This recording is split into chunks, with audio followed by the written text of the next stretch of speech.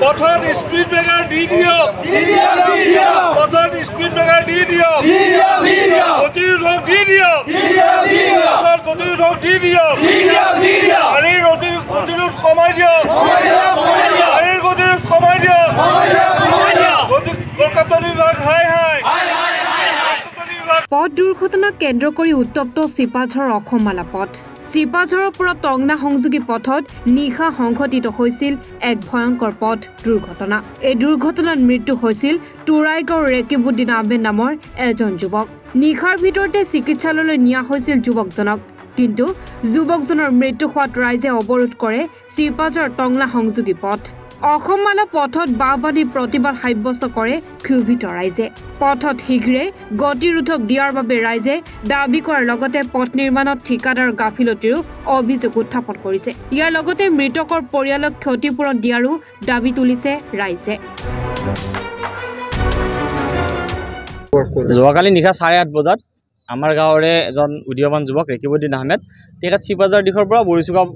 অভিমুখে গৈ আছিলে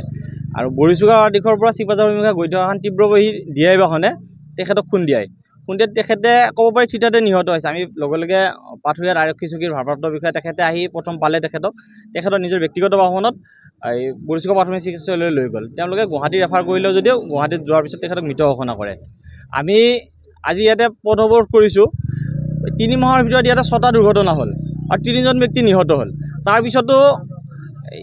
গড়গাঁৱতানী বিভাগৰ আজিলৈকে কোনো কাণ খাৰ আমি দেখা নাই আমি আগতেও দাবী কৰিছিলোঁ ইয়াতে স্পীড ব্ৰেকাৰৰ ব্যৱস্থা কৰক আমি যে আজি এতিয়া বৰ্তমান যি স্থানত থিয় হৈ আছোঁ ইয়াৰ পৰা 30 মিটাৰ ভিতৰতে এখন প্ৰাথমিক বিদ্যালয় আছে কণমন ল'ৰা ছোৱালী এইফালে দৌৰা-দৌৰি কৰি থাকে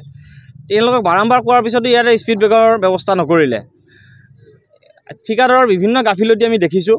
আপোনালোকে দেখিছে আমাৰ পিছফালে এইখিনি ঠাই আগৰ যিটো ৰাস্তা আছিলে সেইখিনি কাটি আনি ইয়াতে মেটেৰিয়েলছখিনি যিখিনি আছিল এইটো ৰাস্তাত ব্যৱহাৰ কৰিলে এতিয়া এটা নলা সদৃশ অৱস্থা হ'ল চিপাঝাৰলৈকে ৰাস্তাটো আপুনি দেখিব ইয়াৰ পৰা 10 মিটাৰ আগত আপুনি দেখিব ৰাস্তাটো ভাঙি গ'ল আজি 3 মাহ হোৱা নাই এইটো ৰাস্তা মানে সম্পূৰ্ণ কৰা বুলি তেওঁলোকে ঘোষণা কৰিছে কিন্তু ৰাস্তাটো ভাঙি গ'ল গাঢ় হৈ আছে ইয়াৰ পৰা আপুনি পিছফালে গৈ দেখিব ৰাস্তাটা প্ৰায় 30 মিটাৰ ৰাস্তা এতিয়াও পকীকৰণ কৰিব বাকী আছে বিয়াখপাৰা যিখন হাইস্কুল আছিলে তাৰ সন্মুখত আপোনালোকেও দেখিছে 10-15 মিটাৰ জেগা এতিয়াও পকীকৰণ কৰিব বাকী আছে সেইফালে ৰাস্তাটো 3 ইঞ্চি তলত আছে এটা চাইডত ৰাস্তাটো 3 ইঞ্চি ওখত আছে বাইক যিকোনো মুহূৰ্ততে বাইক দুৰ্ঘটনা হ'ব তেতিয়াও কিন্তু তেওঁলোকৰ কোনো অসুবিধা নাই আমাৰ মাজৰ অকণমান তেজাল যুৱক এজনক ঘেৰাম কাৰোবাৰ ল'ৰা কাৰোবাৰ স্বামী ঘেৰাব গতিকে এই ৰেকিবুদ্দিন আহমেদ শেষ দুৰ্ঘটনা হওক আমি আজি পথ অৱৰোধ কৰিলোঁ আৰু ইতিমধ্যে আমাৰ মাজত আমাৰ এজিচি বাইদেউ আহি উপস্থিত হৈছে তেখেতে আমাক আশ্বাস দিছে যে এই বিষয়ত আমি উপযুক্ত ব্যৱস্থা আমি কৰিম আৰু ইয়াত স্পীড ব্ৰেকাৰ ব্যৱস্থা কৰিম বুলি তেখেতে আমাক আশ্বাস দিছে আৰু আমাৰ দাবী থাকিল আমি 1 কোটি টকাৰ ক্ষতিপূৰণ আমি বিচাৰিছোঁ তেখেতৰ পৰিয়াললৈ গতিকে তেখেতে এই বিষয়তো এটা আশ্বাস দিছে যে আমি আলোচনা কৰিম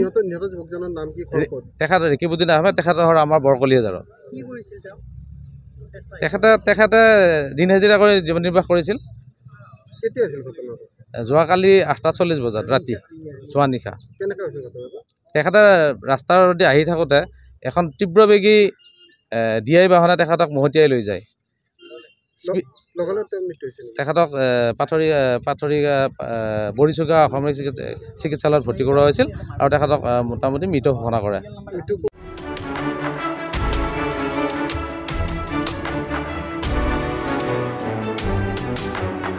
চিপাঝাৰৰ পৰা আসলামউদ্দিন আহমেদৰ ৰিপৰ্ট এনি ভাৰত 24